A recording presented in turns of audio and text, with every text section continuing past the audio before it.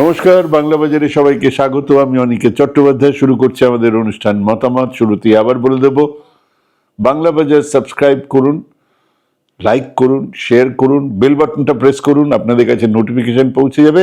আর সেই সমস্ত মানুষজনদের বলুন এই অনুষ্ঠান দেখতে যারা এই ধরনের সিরিয়াস আলোচনা পছন্দ করেন।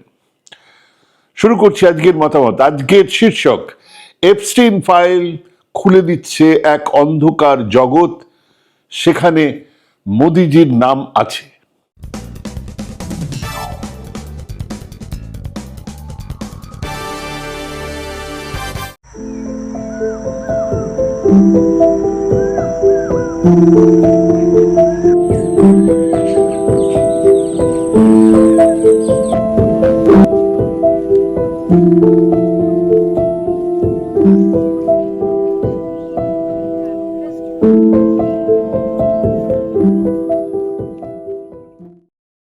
পৃথিবীর ইতিহাসে এমন কিছু সময় আসে যখন ক্ষমতায় সর্বোচ্চ শিখরে বসে থাকা মানুষদের মুখোশ হঠাৎ করে খুলে যায়, তাদের আদত কদর্য নোংরা মুখটা বেরিয়ে আসে, তাদের কাজকর্মের অন্ধকার দিকগুলো বেরিয়ে আসে। বোঝা যায় সর্বোচ্চ ক্ষমতা কিভাবে জন্ম দেয় এক সর্বোচ্চ বিকৃতির, কিভাবে সর্বোচ্চ ক্ষমতার মধ্যেই লুকিয়ে থাকে সমস্ত নীতিনৈতিকতার কবরখানা।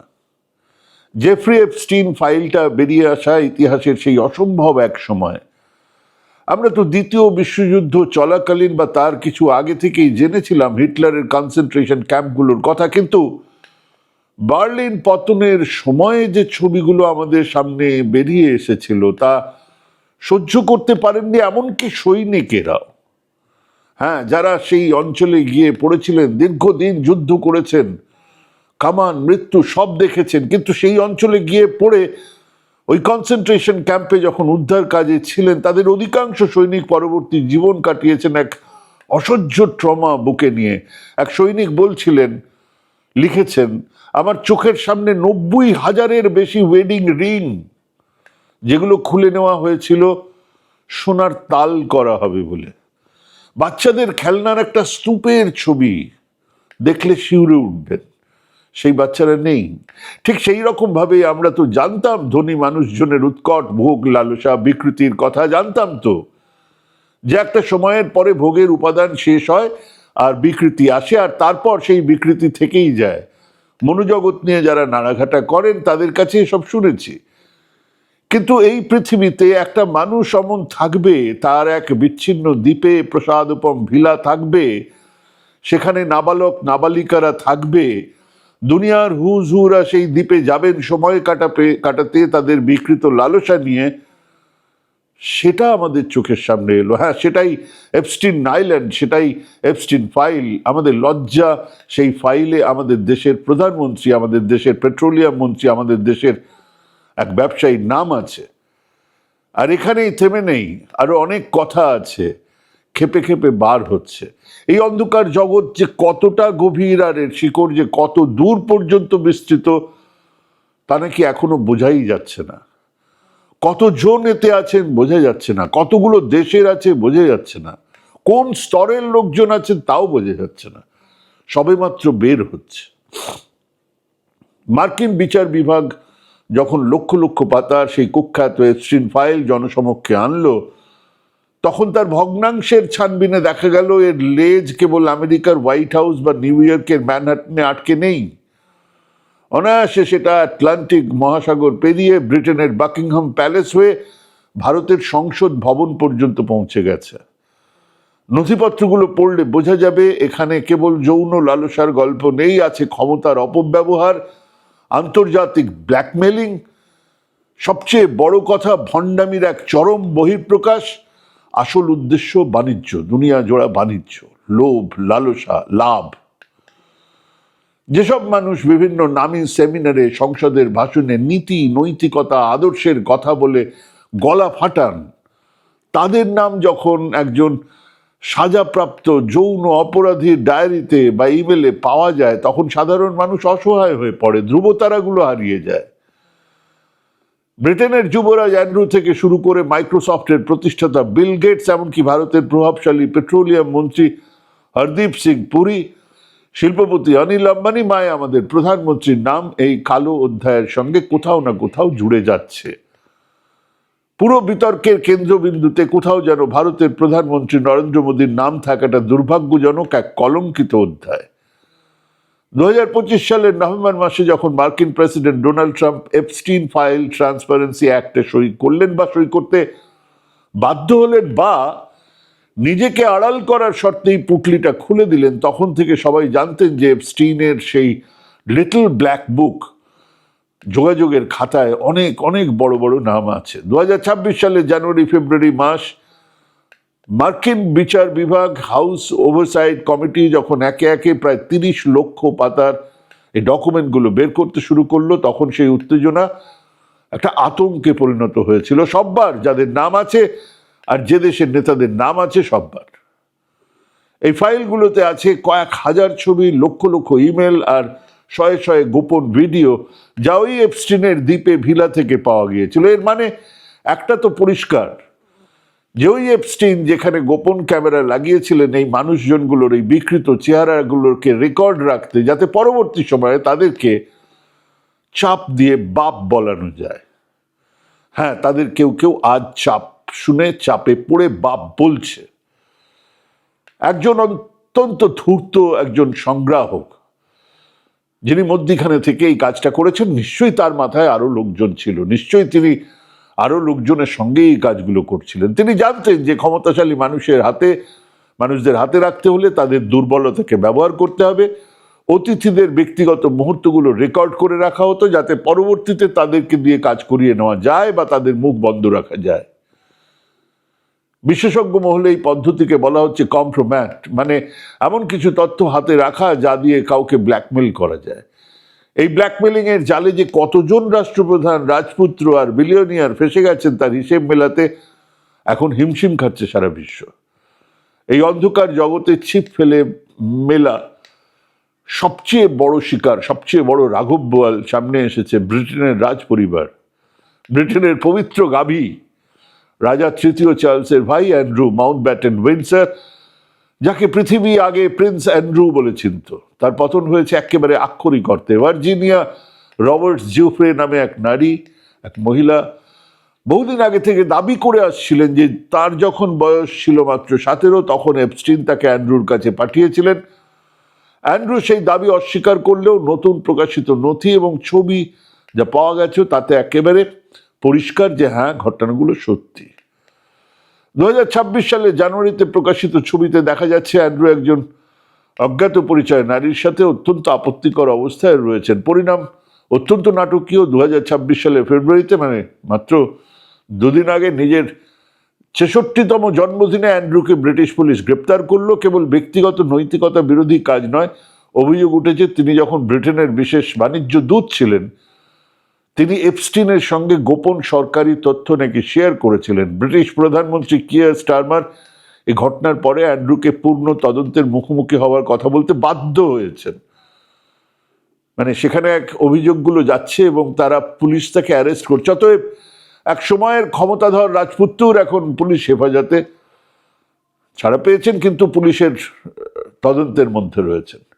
এপস্টিন ফাইলের ভূমিকম্প চলছে। বিল গেটসের মতো মানুষের নাম আছে যিনি নিজেকে একজন সমাজসেবক হিসেবে তুলে ধরেছেন বারবার। ডকুমেন্ট বলছে এপস্টিনের সাথে তার সম্পর্ক ছিল বেশ গভীর। তিনি এপস্টিনকে বিভিন্ন ব্যাপারে পরামর্শ দিতেন। এপস্টিন নাকি গেটসের এক ব্যক্তিগত সম্পর্কের কথা জানতেন এবং তাই দিয়ে তাকে ব্ল্যাকমেল করতেন। গেটস মুখ খোলেননি। ভারতে এআই সামিটে আসার কথা ছিল, বলার কথা ছিল, তিনি বলেননি।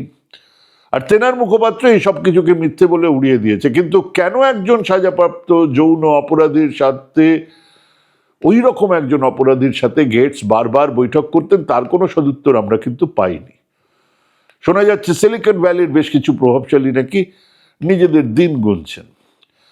মোদী সরকারের মন্ত্রী তাদের ঘনিষ্ঠ শিল্পপতিদের নাম এই নথিতে জলজল করছে। ভারতীয় পেট্রোলিয়াম প্রাকৃতিক গ্যাস মন্ত্রী হরদীপ সিং পুরীর নাম আর তার সাথে এপস্টিনের যোগাযোগের দীর্ঘ ফিরিস্তি পাওয়া গেছে। অনেকের ধারণা আমেরিকার কাছে মোদী সরকারের প্রভাবশালী লোকজনেদের এই ধরনের ব্যক্তিগত দুর্বলতার তথ্য চলে গেছে, আরো অনেক তথ্য চলে গেছে আর সেই কারণেই ভারত এখন আমেরিকার সাথে অত্যন্ত একতরফা চাপের মুখে পড়ে বিভিন্ন চুক্তি করে চলেছে। এই সেদিনে ট্রাম্প সাহেব নিজেই বলেছেন যে তিনি তো প্রধানমন্ত্রীর কেরিয়ার নষ্ট করতে চান না, মানে মোদিজির কেরিয়ার নষ্ট করতে চান না। মানে কি? আমেরিকার রাষ্ট্রপতির কাছে কি এমন আছে যা দিয়ে উনি ভারতের প্রধানমন্ত্রী কেরিয়ার নষ্ট করে দেবেন? এই কথা তো সাধারণ ব্ল্যাকমেলাররা বলে। কেন হরদীপ সিং পুরী, যার নাম এমন এক বিভৎস কেলেঙ্কারিতে এসেছে, তিনি এখনো ভারতের মন্ত্রিসভায় বহাল তবিয়তে আছেন? এই প্রশ্নটা লাখ টাকার। কেন প্রধানমন্ত্রী নরেন্দ্র মোদী কেন তাকে এখনো পূর্ণ সমর্থন দিয়ে যাচ্ছেন? তার জন্মদিনে কেন ঘটা করে শুভেচ্ছা পাঠাচ্ছেন? এগুলো তো বুঝিয়েই দেয় যে আমাদের চৌকিদার ভালো রকম ভাবেই ছিলেন, জানেন, ফেসে গেছেন এই ব্যাপারটাতে। মহামহিম হরদীপ সিং পুরী, তাকে নিয়ে যে তথ্যগুলো সামনে এসেছে পিলে চমকে দেবে শুনলে।